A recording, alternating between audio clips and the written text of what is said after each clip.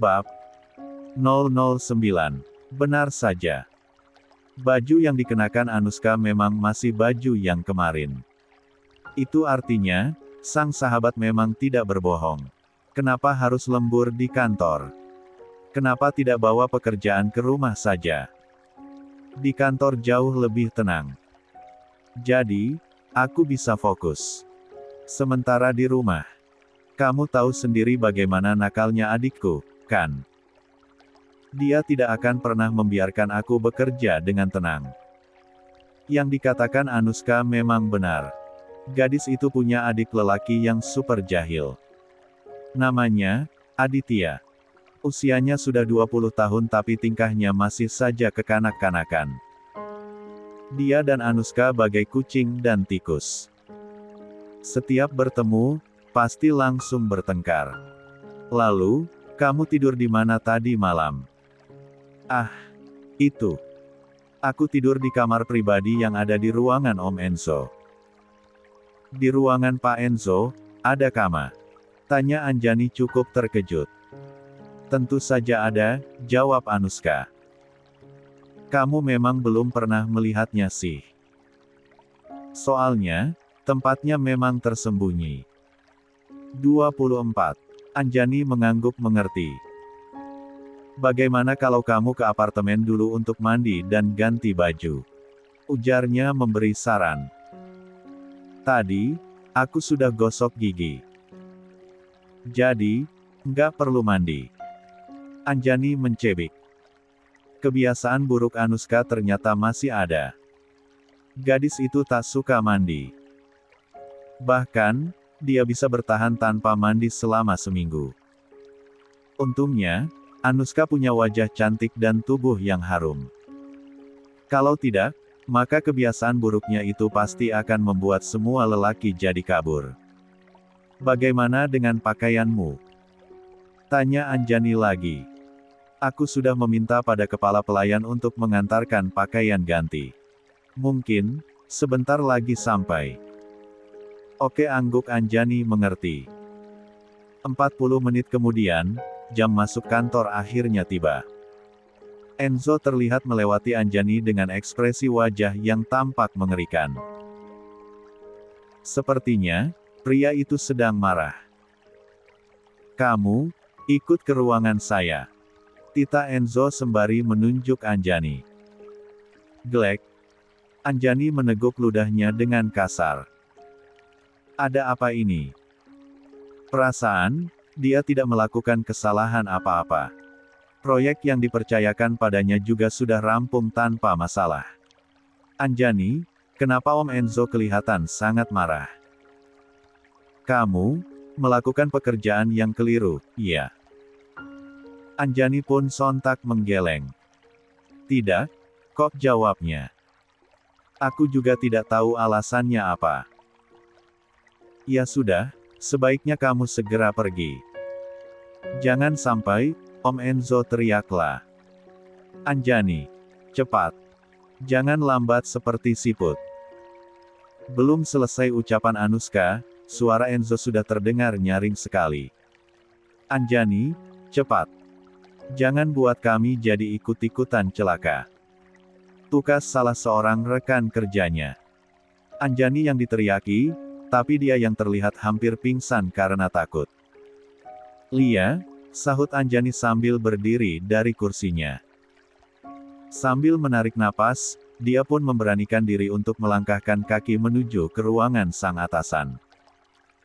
Mulutnya tak henti-hentinya menggumanemkan doa semoga dia bisa keluar dengan selamat dari ruangan sang atasan. Masuk. Tita Enzo ketika melihat Anjani yang tampak berdiri kaku di depan pintu. Anjani mengangguk. Dengan kaki yang terasa amat berat, dia terus berjalan memasuki ruangan itu. Tutup pintunya. Enzo memberi perintah lagi. 25. Glek. Tenggorokan Anjani semakin bertambah kering. Ada apa sebenarnya? Kenapa atmosfernya jadi seseram ini? Sebenarnya, dia salah apa? Klik. Pintu tertutup rapat. Anjani pun melangkah pelan mendekat ke meja Aryan. Ada apa? Bapak memanggil saya. Tanya Anjani takut-takut. Duduk. Lagi, Anjani menuruti permintaan pria itu. Dia duduk di kursi yang berseberangan dengan Aryan. Kamu sampai di kantor jam berapa? Tanya Enzo. Jam 6, Pak, jawab Anjani singkat. Dia tampak heran mendengar nada suara Enzo yang tiba-tiba menjadi pelan dan lembut. Tampak, Enzo menghela napas lega sambil mengusap wajahnya setelah mendengar jawaban Anjani. Kenapa berangkat kerja tidak bilang-bilang? Apa kamu kira, aku tidak panik mencari kamu? Cecar Enzo. Aku pikir, kamu diculik, Anjani. Lanjutnya dengan kecemasan yang terlihat nyata di sepasang matanya. Saya hanya ingin jalan kaki saja. Itu sebabnya, saya berangkat lebih pagi. Enzo menyipitkan matanya. Kamu, sedang sengaja ingin menghindariku, iya. Kenapa? Kamu malu jika berangkat ke kantor bersama denganku? Bukan itu. Saking paniknya, Anjani sampai tidak bisa mengeluarkan suara. Hanya kepalanya yang terus menggeleng cepat ke kiri dan ke kanan. Kenapa diam saja? Apa yang aku ucapkan, benar? Lanjut Enzo bertanya. Pak. Aduh. Anjani bingung harus menjawab jujur atau tidak. Pasalnya, wajah Enzo yang sekarang terlihat sedih, membuatnya jadi tak tega. Baiklah. Jawab bohong saja. Tadi pagi, Anuska menelpon saya. Katanya, dia lapar dan ingin saya membawa sarapan ke kantor dalam 10 menit. Itu sebabnya, saya berangkat lebih pagi dan lupa memberitahu Pak Enzo. Luar biasa. Inikah yang namanya naluri bertahan hidup? Anjani yang selalu jujur pun, pada akhirnya mulai pandai mengarang cerita. Benar, begitu? Tanya Enzo memastikan. Saya tidak bohong, Pak. Kalau Pak Enzo nggak percaya, bisa tanya langsung ke Anuska. 26. Enzo pun mengangguk-anggukkan kepala Nia. Dia percaya, Anjani tak mungkin berbohong. Baiklah. Kali ini, aku memaafkan kamu. Tapi, besok-besok jika kamu berani pergi tanpa izin terlebih dulu, masalahnya nggak akan selesai secepat ini lagi.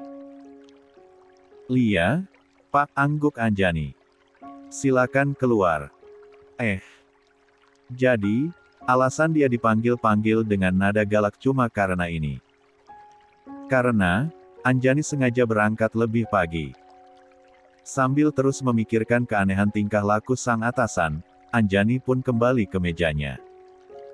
Baru beberapa detik bokongnya mendarat di kursi kerja, Anuska sudah datang dan langsung menggebrak meja hingga Anjani tersentak kaget. Kamu kenapa? Tanya Anjani. Wajah Anuska tampak memerah. Andai matanya bisa mengeluarkan sinar laser, maka seluruh penduduk bumi pasti sudah binasa. Apa yang kamu bilang ke Om Enzo? Tanya Anuska. Tidak ada, geleng Anjani. Terus, ini apa? Anuska memperlihatkan pesan yang dikirimkan oleh sang paman.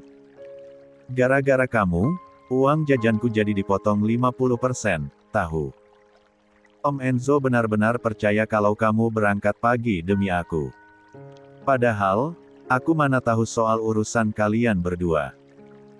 Gerutu Anuska. Maaf, Anuska. Aku terpaksa. Anjani nyengir. Ya, angguk Anuska. Aku maafkan.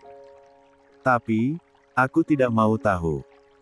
Pokoknya, uang jajanku nggak boleh berkurang sedikitpun.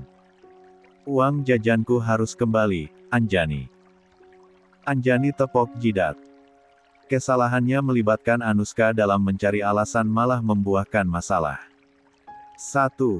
Anuska yang harus menanggung getah demi dirinya. 27. Fakta baru. Anjani, Kira-kira kalau ada orang yang tiba-tiba menyatakan cinta padamu, apa kamu mau? Tanya Anushka tiba-tiba. Anjani menatap Anushka sesaat. Tak lama, dia tersenyum. Sepertinya, belum jawabnya singkat. Wajah Anushka langsung terlihat kecewa. Kenapa? Tanyanya. Aku masih trauma dengan pernikahanku yang sebelumnya.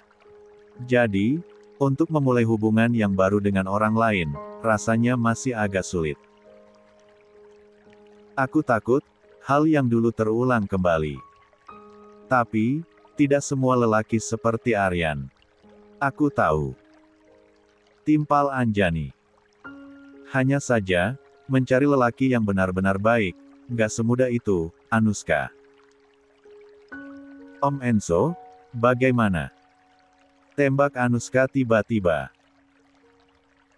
Bahkan, Anjani sampai kaget dibuatnya. Kenapa pula, nama Enzo harus dibawa-bawa? Maksudnya? Tanya Anjani tak mengerti. Anushka memperbaiki posisi duduknya. Saatnya, dia mempromosikan sang paman yang tampan, kaya, dan setinggi gapura kabupaten itu. Menurutku, Om Enzo cukup baik. Dia juga tampan. Apa kamu nggak mau mempertimbangkannya? Puff. Bewa hahaha. Anjani tertawa terbahak-bahak saat mendengar ucapan Anushka. Hal itu pun membuat Anushka langsung cemberut tak suka. Mempertimbangkan jadi calon suami, maksudmu? Tanya Anjani memastikan. Ya, tentu saja. Masa, jadi supir? Balas Anushka dengan bibir mencebik. Tidak, geleng Anjani. Loh, kenapa? Tanya Anushka panik. Om Enzo adalah laki-laki idaman semua wanita. Selain tampan dan juga tinggi, dia juga punya saldo rekening yang jumlah nolnya berderet-deret sepanjang kereta api. Masa kamu mau melewatkan pria lajang sesempurna Om Enzo, sih? Dia memang tampan dan kaya. Tapi, dia galak. Aku takut setiap kali melihatnya marah-marah. Anushka menghela napas panjang. Lihat juga, sih. Om Enzo memang tukang marah-marah. Nah, kamu sendiri mengakuinya, kan? Tapi, dia tidak suka marah padamu, timpal Anushka. Kalaupun marah, tidak seseram saat marah kepadaku. Padahal, jelas-jelas aku yang keponakan kandungnya. Bukan Karnu. 28. Anjani tampak menghela napas panjang. Mungkin, Pak Enzo hanya merasa kasihan padaku. Kamu tahu sendiri, kalau Pak Enzo memang sangat perhatian pada bawahannya, kan? Kemarin saja, dia membelikan sepeda listrik untuk hadiah ulang tahun putra salah satu 0B di kantor kita. Tapi, perhatiannya padamu, sedikit berbeda, Anjani. Apanya yang berbeda? Balas Anjani. Menurutku, sama saja, kok. Anushka tak bisa berkata apa-apa lagi. Sepertinya, Anjani yang kurang peka. Padahal, kode yang dilemparkan Enzo sudah cukup jelas. Mana pernah Enzo memberi perhatian lebih kepada karyawan wanitanya? Bahkan, jika hidup sang karyawan sangat menyedihkan, dia pasti hanya akan mengutus sang asisten untuk mengurus langsung. Dia tak pernah turun tangan sendiri karena tak mau jika wanita yang dia bantu akan salah paham. Menurutnya, hal itu akan sangat merepotkan. Anjani, sepulang kerja nanti, kita akan ke lab, kata Enzo tiba-tiba. Lelaki itu hanya lewat saja tanpa berhenti saat mengatakan hal itu. Baik, Pak, sahut Anjani cepat. Dia memang sudah rindu kepada sang Elbu. Ditatapnya punggung sang atasan yang terus menjauh dengan perasaan senang. Rasanya sudah tak sabar untuk segera melepas rindu dengan sang Elbu. Lihat, Om Enzo sangat perhatian padamu, kan? Bisik Anushka. Diam. Balas Anjani. Naik. Tita Enzo ketika Anjani baru saja keluar dari gedung kantor. Perempuan itu mengangguk. Dia segera naik ke bangku penumpang bagian belakang. Kenapa duduk di situ? Tegur Enzo. Memangnya, aku ini supirmu. Lanjutnya. Jadi, saya harus duduk di mana? Di depan. Tanya Anjani. Padahal, salah Enzo. Kenapa pria itu harus menyetir sendiri? Padahal, biasanya kan dia selalu punya supir pribadi. Di atap mobil, jawab Enzo dengan nada ketus. Anjani nyengir tak enak.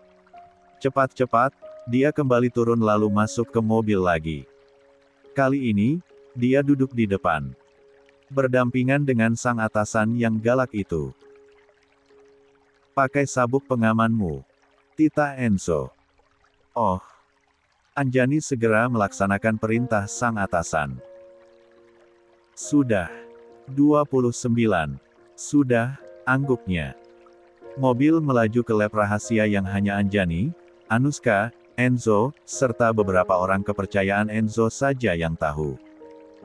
Letaknya memang berada di pusat kota. Namun, untuk memasukinya, tempat itu punya jalan rahasia yang tidak diketahui orang-orang. Begitu tiba, keduanya langsung disambut oleh pimpinan tertinggi lab tersebut. Profesor Rudy, namanya. Selamat datang, Tuan Enzo dan Nona Anjani. Enzo mengangguk saja. Sementara, Anjani tersenyum ramah. Bagaimana perkembangan Tante Mariana? Tanya Enzo. Sang profesor tampak menghela napas panjang. Tim dokter kami sudah melakukan cuci darah pertama terhadap pasien. Dan, saat ini, kadar racun Mephisto yang ada di dalam darahnya sudah cukup berkurang. Tapi, hal itu sedikit berdampak pada kondisi tubuh pasien. Pasien jadi sangat lemas dan sempat tak sadarkan diri. Kan, sudah kubilang, kalau kalian harus melakukannya pelan-pelan. Jangan sampai Tante Mariana kesakitan, kata Enzo dengan tampang tak suka. Kami sudah berusaha semaksimal mungkin untuk meminimalkan dampaknya. Dan, hanya sebatas ini yang kami bisa. Kalian, tidak apa-apa, Prof. Potong Anjani cepat. Dia menggenggam pergelangan tangan Enzo dengan erat. Isyarat, agar pria itu tak marah-marah lagi. Sejak awal, tim dokter sudah memberitahu saya dan mama saya tentang dampak pengobatannya. Mama saya sendiri yang berkomitmen untuk menjalani prosesnya, kan? Beliau bilang, dia sanggup. Asal bisa sembuh, dia akan menanggung semua rasa sakitnya, lanjut Anjani dengan mata berkaca-kaca. Kalau mana saya ingin terus lanjut, maka dilanjutkan saja, Prof. Saya akan dukung. Anjani tersenyum getir. Bisa ia bayangkan, bagaimana rasa sakit yang diderita oleh sang ibu. Pasti, semuanya tidaklah mudah. Nona Anjani, Tuan Enzo, ada satu hal lagi yang ingin saya sampaikan terkait kondisi kesehatan Nyonya Mariana, kata Profesor Rudy. Ada apa lagi, Prof? Tanya Anjani. Kami menemukan fakta baru soal Mephisto yang kami temukan di dalam aliran darah Nyonya Mariana. Tampang Profesor Rudy semakin tampak serius. Kami menduga, jika beberapa tahun sebelumnya, Nyonya Mariana juga pernah mengkonsumsi racun ini secara rutin. Itu sebabnya, kadar Mephisto yang kami temukan di dalam darahnya cukup banyak.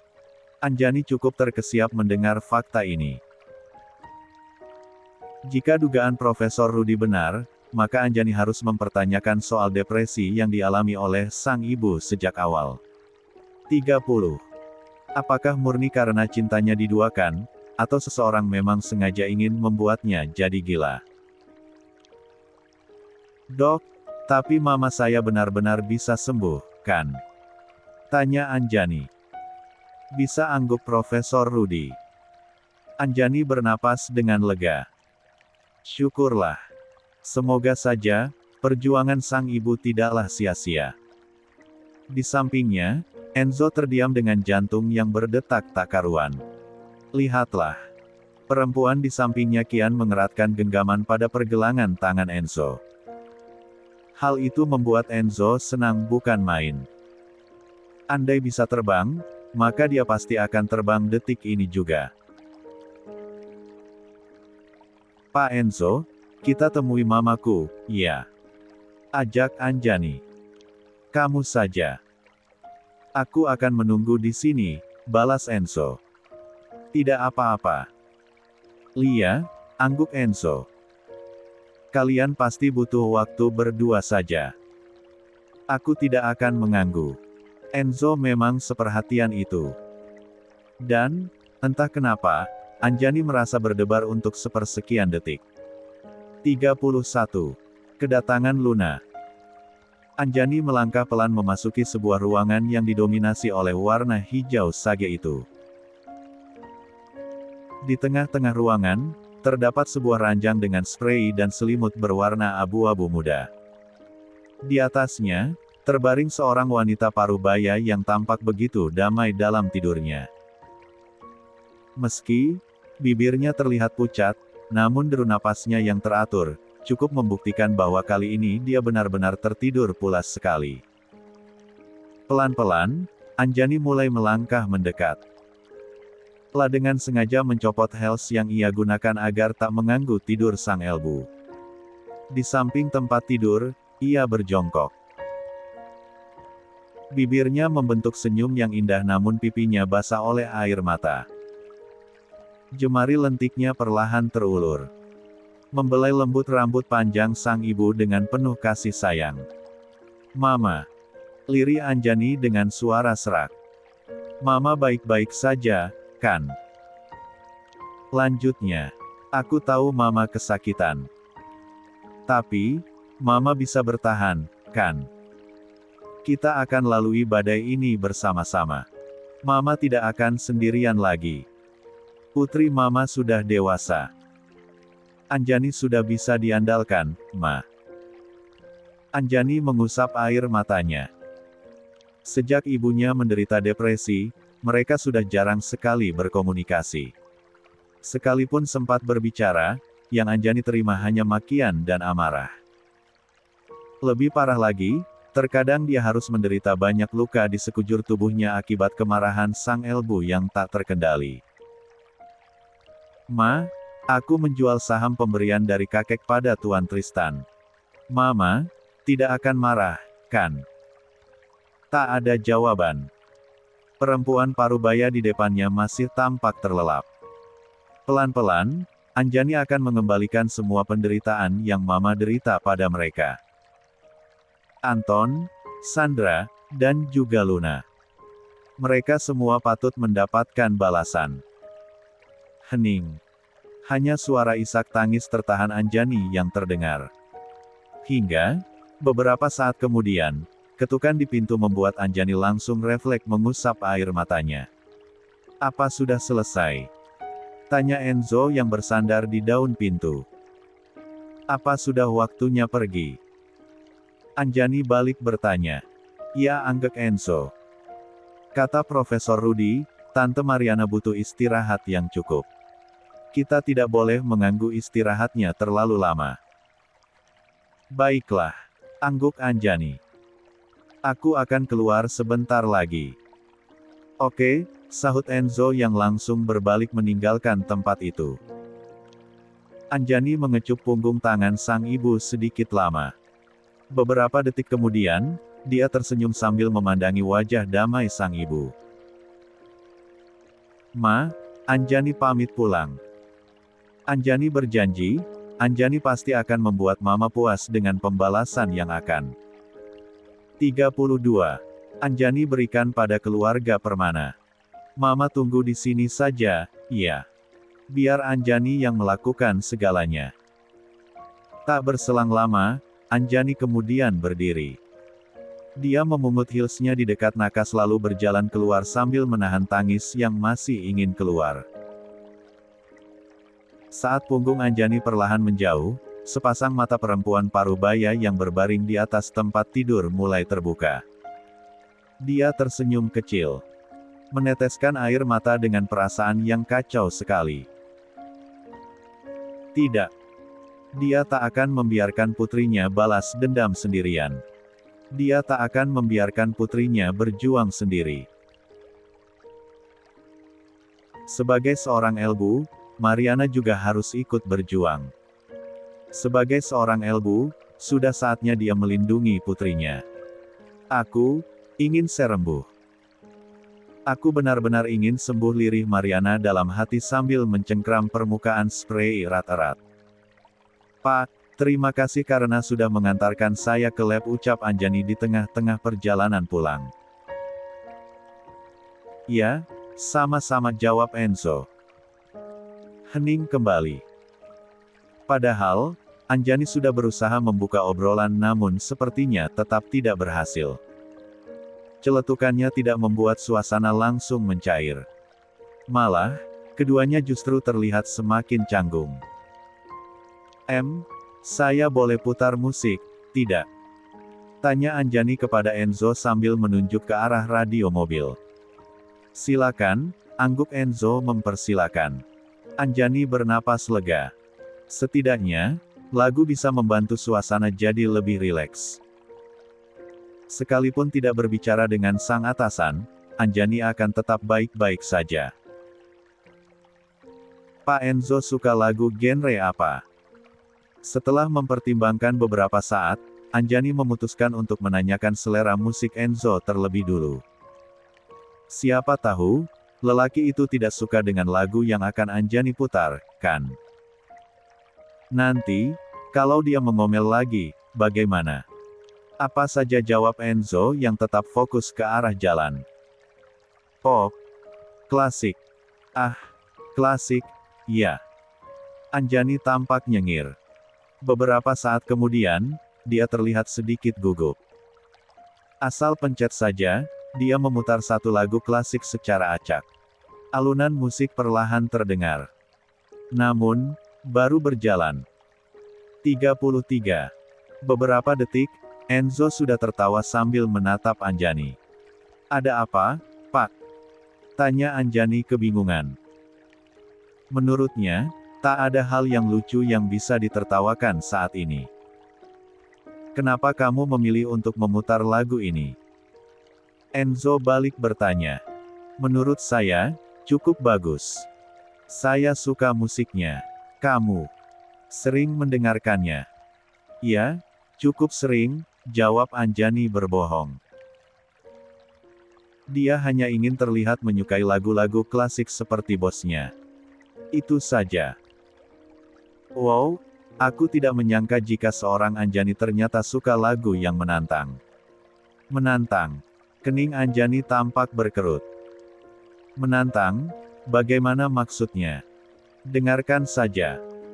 Tukas Enzo seraya menaikkan volume musiknya.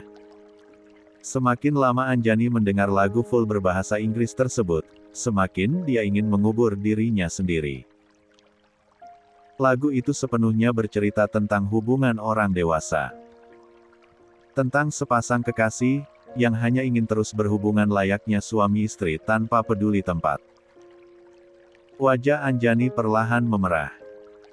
Dia tak menyangka, jika lagu yang dia pilih secara acak akan membuatnya semalu ini. Anjani, apa maksudmu memperdengarkan lagu ini padaku? Kau tidak sedang berusaha untuk menggodaku, kan? Seloro Enzo yang sengaja ingin membuat Anjani salah tingkah. Mata Anjani membulat. Dia langsung mematikan lagu itu. Tidak, Pak, jawab Anjani seraya membuang pandangan keluar jendela. Kali ini, Anjani berharap bisa menguap begitu saja bagai embun pagi. Dia benar-benar malu. Aku tahu aku tampan. Tapi, cara menggodaku, tidak harus seaktif ini, Anjani menoleh. Saya sungguh-sungguh tidak bermaksud untuk menggoda Pak Enzo. Pak Enzo salah paham. Oh, ya. Anjani langsung menoleh kembali keluar jendela. Sabuk pengaman yang dia kenakan, kini ia gigit tanpa sadar. Di sampingnya, Enzo tampak begitu puas. Dia suka melihat wajah Anjani yang memerah. Cantik sekali. Keesokan harinya, Anjani kedatangan seorang tamu tak diundang di tempat kerjanya. Begitu keluar dari lift, Anjani langsung tersenyum miring saat mengenali sosok yang sangat familiar, yang sedang duduk di salah satu sofa tunggal yang ada di lobi kantor. 34. Gaya gadis yang hanya lebih muda 1 minggu darinya itu tampak sangat glamor. Dari ujung kepala hingga ujung kaki, semuanya dihiasi oleh barang-barang branded. Tapi, apakah Anjani iri? Tentu saja tidak. Toh, sebentar lagi, semua itu tidak akan bisa dinikmati oleh adik tirinya lagi. Tunggu saja tanggal mainnya. Hari-hari penuh kesulitan pasti akan datang ke keluarga Permana. Tak berselang lama, tatapan Luna juga ikut menangkap sosok Anjani yang perlahan berjalan anggun ke arahnya. Senyum penuh kebanggaan Luna langsung luntur. Walau Anjani tidak memakai barang branded satupun, namun auranya jauh lebih mendominasi dibanding Luna. "Hai, kakak." Sapa Luna dengan senyum palsu yang tak bisa disembunyikan. Dia berusaha bersikap biasa-biasa saja meski hatinya sedang dilanda perasaan rendah diri. "Untuk apa kamu kemari?" tanya Anjani to the point. "Kenapa galak sekali, sih? Aku ini kan, adikmu, Kak. Apa kamu tidak senang bertemu denganku?" Anjani mendesah samar. Dia memutar bola matanya malas. "Masalahnya, aku alergi pada pemulung seperti kamu." Bawaannya ingin terus muntah. Mata Luna seketika jadi mendelik. "Aku bukan pemulung. Kamu memang pemulung, kok.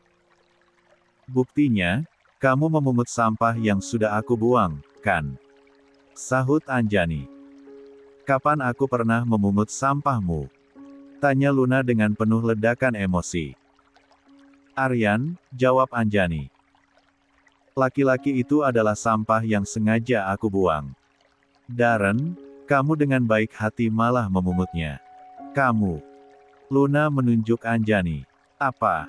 balas Anjani. Luna memperhatikan sekitar, lumayan ramai.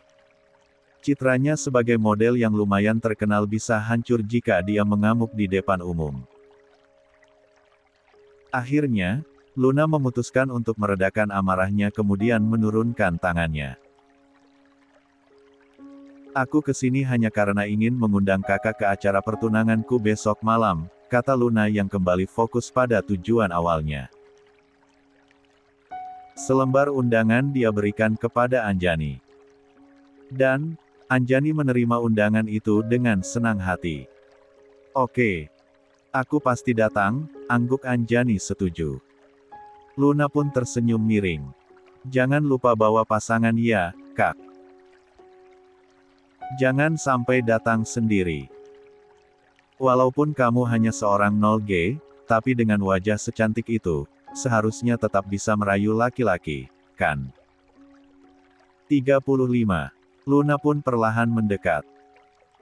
Dia sengaja berbisik di telinga Anjani. "Kenapa harus jadi 0G, sih? Kenapa tidak jual diri saja? Uangnya, pasti jauh lebih banyak. Apa kakak mau aku kenalkan pada seorang germo?" 36. Kena tampar. Anjani mundur selangkah agar bisa memberi jarak antara dirinya dan juga Luna. Dia tampak begitu tenang. Tersenyum manis sebelum tangan kanannya terangkat tinggi dan mendarat telak di pipi Luna. Plak. Suara tamparan itu terdengar sangat nyaring. Saking kerasnya, resepsionis yang berjaga pun ikut terkesiap karena kaget. "Kamu, berani-beraninya kamu menamparku!" teriak Luna dengan murka. Dia memegangi pipinya yang terasa sakit. Tamparan Anjani sungguh kuat. Luna takut, tamparan itu akan meninggalkan bekas. Makanya, kalau punya mulut, dijaga. Jangan asal bicara seperti orang yang tidak berpendidikan, kata Anjani dengan senyuman puas di wajahnya. Kamu memang hanya 0G, kan? Kenapa harus tersinggung saat aku mengatakan hal seperti itu? Aku ini sedang ingin membantumu, Anjani. Seharusnya, kamu berterima kasih. Plak. Anjani menamparkan pipi Luna lagi. Kali ini, jauh lebih keras. Bahkan sampai ngibas-ngibaskan telapak tangannya yang terasa kebas setelah memukul sang adik tiri untuk yang kedua kali. Anjani. Gila, kamu. Ujar Luna meradang. Kamu yang gila, balas Anjani. Aku bukan ibumu yang mantan pelet cur itu.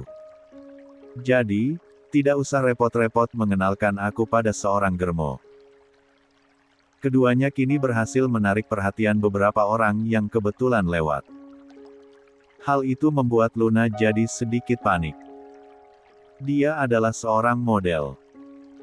Akan berbahaya jika dia ketahuan memiliki skandal. Ngomong-ngomong, aku sedikit heran, lanjut Anjani sambil mengelus-elus ujung dagunya. Dia memperhatikan Luna dengan seksama. Menatap dari atas ke bawah dengan pandangan yang terlihat sedang menilai. Heran kenapa? Tanya Luna agak gugup. Dia perlahan mundur ke belakang ketika Anjani yang gantian maju mendekat ke arahnya. Kamu. Dahi Anjani tampak sedikit terlipat. Kenapa bisa kenal dengan seorang germo? Jangan-jangan, sebelum merebut suamiku, pekerjaanmu adalah itu, ya? Berarti, Anjani sengaja menggantung kata-katanya. Biarkan saja, orang-orang yang berasumsi. Jangan asal tuduh. Seru Luna panik. Aku tidak mungkin melakukan hal seperti itu. Tadi, aku hanya bercanda. 37. Oke, angguk Anjani dengan ekspresi yang meremehkan. Sungguh, aku tidak kenal dengan germo manapun. Tadi, aku benar-benar hanya bercanda. Luna terus berusaha meyakinkan Anjani. Ya, aku tahu. Tadi, kamu sudah bilang, kan? Tidak usah diulang-ulang terus. Luna menggeram marah. Ekspresi Anjani yang terlihat sedang mengejeknya membuat dia benar-benar kesal. Anjani, kenapa masih di situ? Ayo, ke ruang rapat. Klien kita sudah menunggu, teriak Anuska yang sengaja turun untuk memanggil Anjani kembali ke lantai atas. Hari ini, ada seorang klien penting dari luar negeri yang berniat membangun sebuah villa pribadi di dekat pantai. Dan, Anjani adalah arsitek yang ditugaskan untuk merancang bangunan tersebut. Baiklah, angguk Anjani. Cih, sejak kapan, seorang 0G boleh menghadiri pertemuan penting dengan klien perusahaannya? Sindir Luna dengan tampang juteknya. Anuska seketika mendelik. Otakmu disimpan di mana, sih? Apa kamu tidak bisa membedakan antara cleaning service dan pegawai yang jabatannya lebih tinggi? Jelas-jelas, Anjani seorang arsitek di perusahaan ini. Tapi, kamu malah terus mengatainya cleaning service. Siapa tahu, dia hanya meminjam baju orang lain untuk dipakai, kan? Balas Luna yang masih denial. Kamu tidak baca it card-nya. Kamu buta mata atau buta huruf, hah? Maki Luna sambil memamerkan it card Anjani tepat di depan wajah Luna. Baca baik-baik. Nama siapa yang tertulis di it card ini, hah? Wajah Luna tampak terkejut sekali. Ternyata, Anjani benar-benar punya posisi mentereng di perusahaan itu. Nuska, sudah. Tidak usah buang-buang waktu. Ayo kembali ke atas. Ajak Anjani pada sahabat baiknya. Oke, angguk Anuska setuju. La kembali menatap Luna dengan tajam. Kamu beruntung hari ini. Andai tidak ada klien penting yang harus kami tangani, mungkin mulutmu yang lebar itu sudah kurobek. Deh. Ancaman Anuska terdengar cukup seram. Nyali Luna pun perlahan menciut. Pokoknya, jangan lupa datang ke acara pertunanganku dan Kak Aryan. Kata Luna kemudian. Tentu. Aku pasti akan hadir, sahut Anjani. Mungkin, Luna berpikir jika Anjani masih sangat mencintai Aryan. Padahal, rasa itu sudah hambar semenjak Aryan mengatakan akan bercerai setelah 100 hari. Arah angin saja terkadang berubah. Apalagi, hati manusia. 38.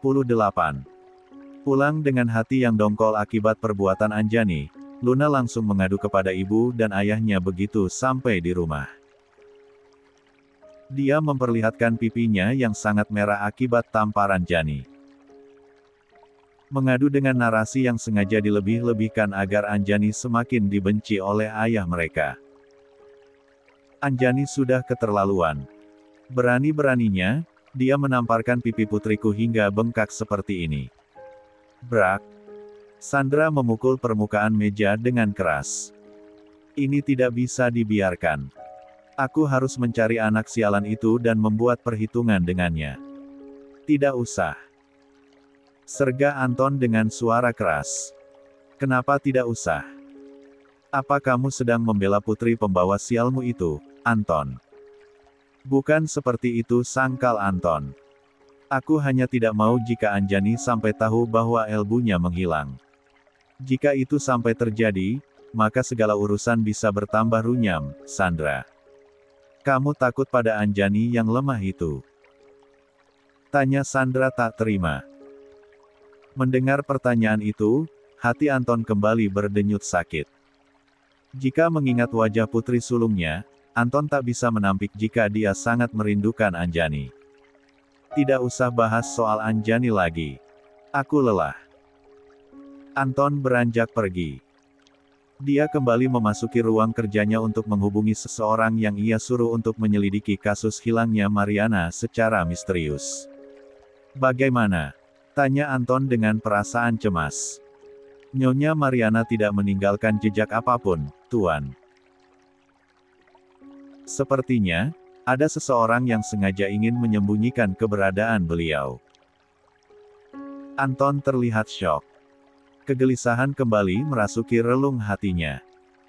Siapa yang sengaja menyembunyikan Mariana? Apakah keluarga Shailendra? Gumamnya dengan gelisah. 39. Asal-usul Sandra. Anton semakin bertambah gelisah. Jika benar bahwa keluarga Shailendra yang membawa Mariana pergi, itu artinya mereka sudah tahu soal perbuatan kejamnya selama ini terhadap Mariana.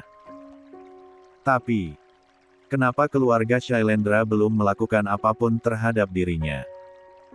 Tidak mungkin, keluarga yang sangat overprotektif terhadap Mariana itu diam saja jika tahu kebenaran soal perbuatan Anton terhadap Mariana. Apa jangan-jangan, bukan keluarga Shailendra? Terus, siapa? Gumam Anton seraya berpikir dengan keras. Kepalanya sampai sakit gara-gara terlalu memaksakan otaknya untuk mengingat. Tristan. La menebak lagi dengan tangan yang terkepal dengan erat. Jangan-jangan, benar-benar Tristan. Jika benar Tristan yang membawa Mariana, maka butuh waktu sebentar saja hingga keluarga Shailendra akhirnya tahu akan kondisi Mariana. Ini tidak bisa dibiarkan. Aku harus mendapatkan Mariana kembali sebelum semuanya jadi kacau. Di ruangan lain, Sandra sedang sibuk mempersiapkan pakaian yang akan dia kenakan di acara pertunangan putrinya. Sebuah gaun berwarna emas menjadi pilihannya. Lengkap dengan sepatu kaca ala Cinderella, set perhiasan berlian, serta sebuah tas limited edition dari brand asal Paris yang baru saja dia pesan beberapa hari yang lalu. Aku harus tampil dengan glamor di acara pertunangan putriku nanti. Aku harus membungkam mulut-mulut sampah yang selalu menghinaku sebagai simpanan, ujar Sandra dengan seringai kemenangan di bibir merahnya. Pertunangan Luna dan Aryan akan menjadi titik balik bagi kehidupan dirinya dan putrinya. Label simpanan dan anak haram yang masih disematkan oleh sebagian orang kepada dirinya dan juga putrinya akan segera berakhir. Pengakuan dan pengokohan status mereka akan sangat jelas di acara itu. Orang-orang tak akan meremehkan dia lagi dan putrinya jika keduanya benar-benar bisa menjadi bagian dari keluarga Jatmiko yang cukup terpandang. Ting! Satu pesan masuk ke ponsel Sandra yang teronggok di atas meja rias. Dengan senyum yang masih menghiasi bibir merahnya, dia pun membuka pesan itu. "Apa ini?" seru Sandra terkejut. Matanya membulat. Tangannya gemetaran. Pesan yang baru saja dia terima adalah sebuah foto tentang laporan tes DNA. "Siapa yang berani-beraninya mengirimkan foto ini kepadaku?" Lanjutnya dengan suara tertahan. Dia berusaha menghapus foto itu. Namun, foto-foto lain malah kembali berdatangan. 1, 2, 3, dan 4. Semua adalah foto dirinya semasa muda di atas ranjang bersama seorang pria. Jelas, itu bukan Anton. Petra. Geram Sandra. Ya, dia yakin jika orang yang mengirim foto-foto itu adalah Petra. Pasalnya, tak seorang pun tahu tentang rahasianya selain pria itu. Itu artinya, Petra masih hidup. 40.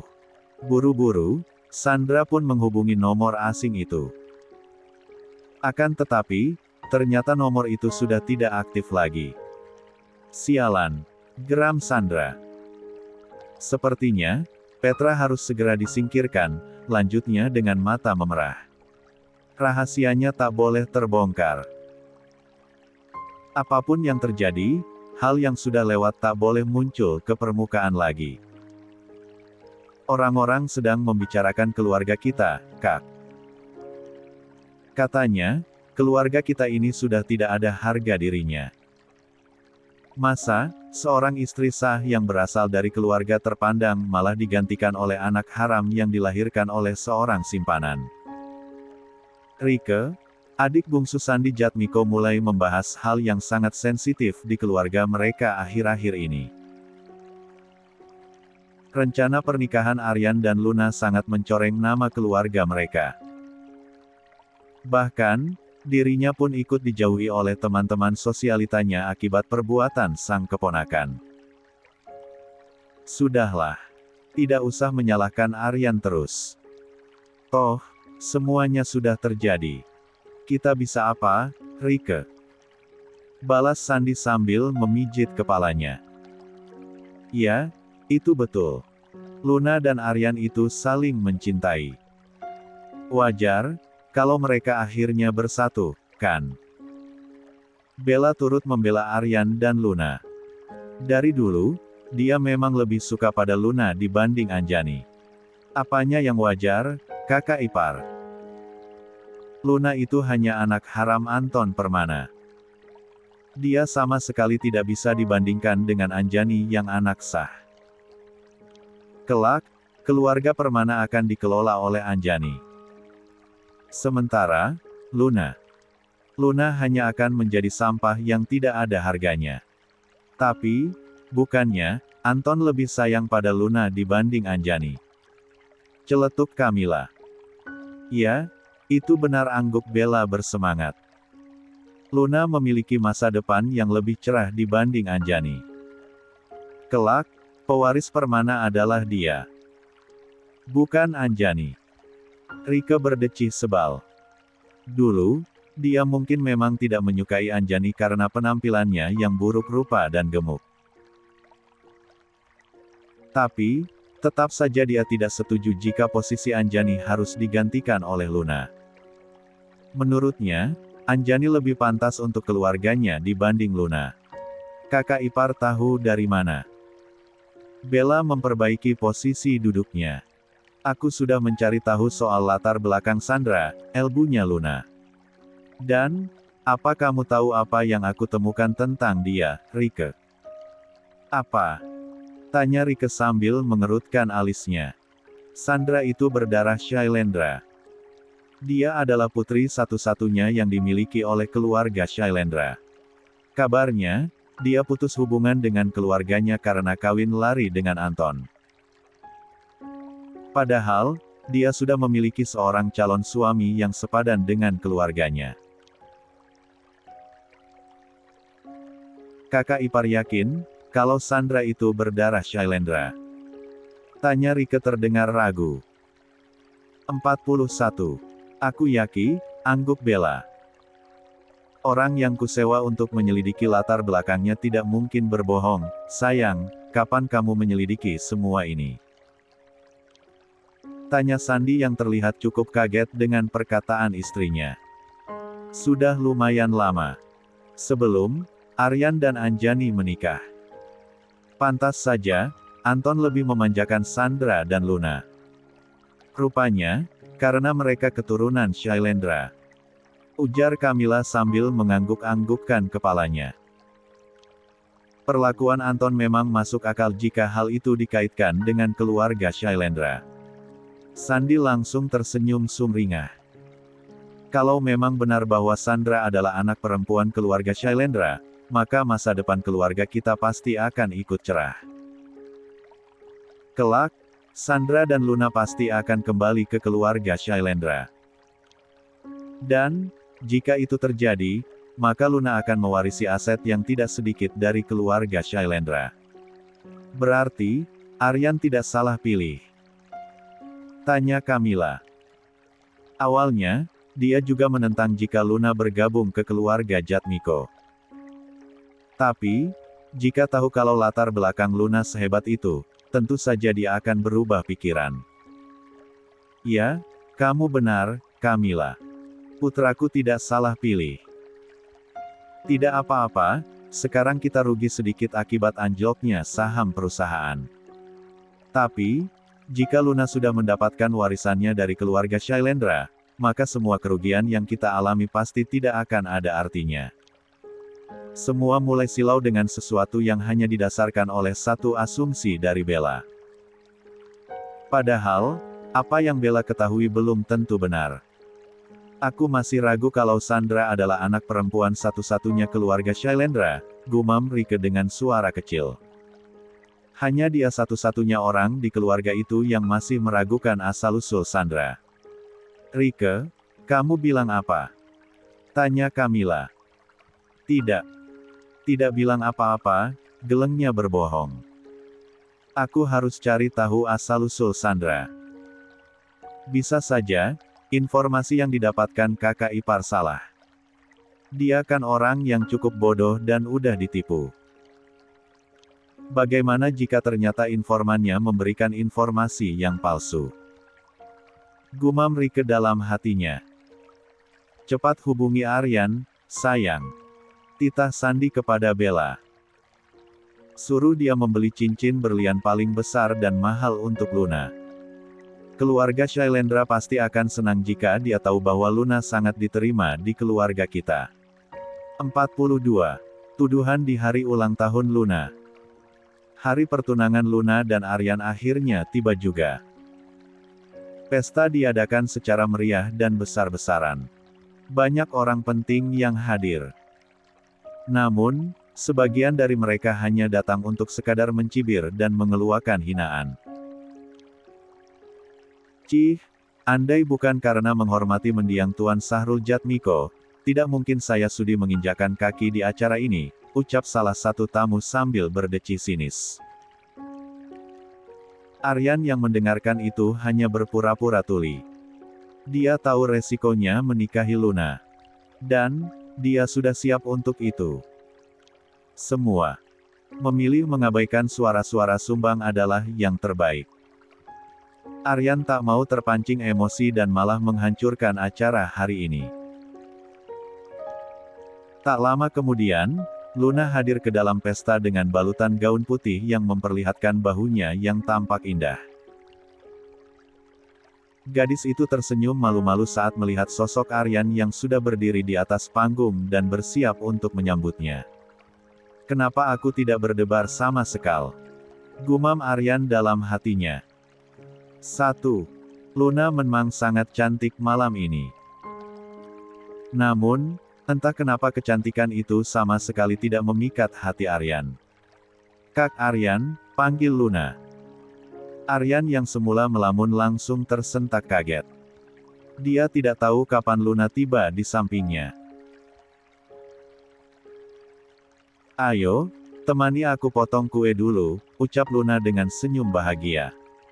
Malam ini adalah puncak dari kemenangannya. Oke, angguk Aryan. Luna pun memeluk lengan pria itu. Bersama-sama, keduanya mendekati kue ulang tahun yang menjulang tinggi di tengah-tengah panggung. Kak Aryan, aku bahagia sekali. Terima kasih karena sudah mengadakan pesta pertunangan dan juga ulang tahun yang sangat megah untukku. Sesuai permintaanmu, balas Aryan yang hanya tersenyum seadanya. 1. Tak berselang lama, sosok yang ditunggu-tunggu oleh Luna akhirnya datang juga. Anjani datang dengan gaun hitam yang tampak mencolok di tengah-tengah pesta. Jelas-jelas, dress code malam ini untuk para tamu bertema serba pastel. Namun, Anjani justru datang dengan gaun yang benar-benar berbeda. Riasannya juga tak kalah mencolok. Dia sengaja memakai makeup yang bold untuk menunjukkan dominasi dan kekuatan. 43. Dalam sekejap, atensi yang semula dikuasai oleh Luna langsung direbut semua olehnya. Dia siapa? Bisik para tamu. Gak tahu, jawab yang lain. Belum pernah lihat. Cantik sekali, ya. Tapi, dengan penampilan seperti itu, malah seperti sengaja ingin merebut semua perhatian dari pemilik acara malam ini. Lia, kamu benar. Dia seperti sengaja ingin menyaingi Nona Luna. Anjani tersenyum miring saat mendengar bisik-bisik itu. Dia tak peduli sama sekali. Toh, yang mereka katakan memang benar. Dia sengaja datang hanya demi merebut perhatian semua orang. Anjani, apa yang kamu lakukan? Hah? Kenapa kamu harus berdandan seperti ini? Tegur Sandra yang tidak terima jika putrinya kalah saing. Lihatlah calon menantunya. Laki-laki itu menatap Anjani tanpa berkedip sedikitpun. Terlihat jelas, jika Aryan sangat mengagumi penampilan Anjani malam ini. Memangnya, ada apa dengan dandananku, Tante Sandra? Anjani balik bertanya. Kamu. Sandra tak bisa melanjutkan kata-katanya. Tidak mungkin dia mengakui secara langsung jika Anjani malam ini terlihat seperti seorang penyihir yang sangat cantik. Anjani, kamu datang. Anton datang tepat waktu. Setidaknya, dia berhasil menyelamatkan wanita simpanannya yang kehabisan kata-kata. Anak harammu mengundangku. Jadi tentu saja saya harus datang, Tuan Anton. Anjani, tolong jaga bicaramu. Di sini banyak tamu penting, ujar Anton dengan suara tertahan. Justru bagus jika banyak tamu penting yang datang. Bagaimana kalau kita mengumumkan secara resmi di hadapan mereka bahwa kita sudah tidak memiliki hubungan kekeluargaan lagi? Tangan Anton tampak terkepal erat. Jangan bicara sembarangan, Anjani. Kamu ingin merusak citra Papa, hah? Geramnya. Saya tidak peduli dengan citra Anda, Tuan Anton. Jadi, kalau benar-benar rusak, biarkan saja. Apa hubungannya denganku? Anton terlihat sangat marah. Namun, dia tak bisa berbuat apa-apa. Terlalu banyak orang yang memperhatikan. Jadi, dia tak bisa memukul Anjani begitu saja. Kak Anjani. Akhirnya, Kakak datang, seru Luna dari atas panggung. Kak, ayo naik ke sini. Temani aku tiup lilin. Lanjut Luna. 44. Para tamu undangan kembali heboh. Jadi, ini Putri Sah Anton yang pernah dinikahi oleh Ayan itu. Cantik. Namun, sayang sekali harus didepak dari status nyonya muda keluarga Jatmiko gara-gara adik tirinya sendiri. Baiklah, angguk Anjani. Dengan senang hati, dia akan menemani Luna bermain. Kenapa kamu harus mengajaknya sih? Protes Sandra terhadap putrinya. Mama lihat saja nanti. Aku punya kejutan spesial untuk perempuan sialan itu. Bisik Luna sambil tersenyum licik. Acara tiup lilin akhirnya tiba. Luna melakukannya dengan sangat lancar. Hingga tiba saatnya ketika dia hendak memberikan potongan kue untuk Anjani, dia sengaja menjatuhkan kue itu ke lantai.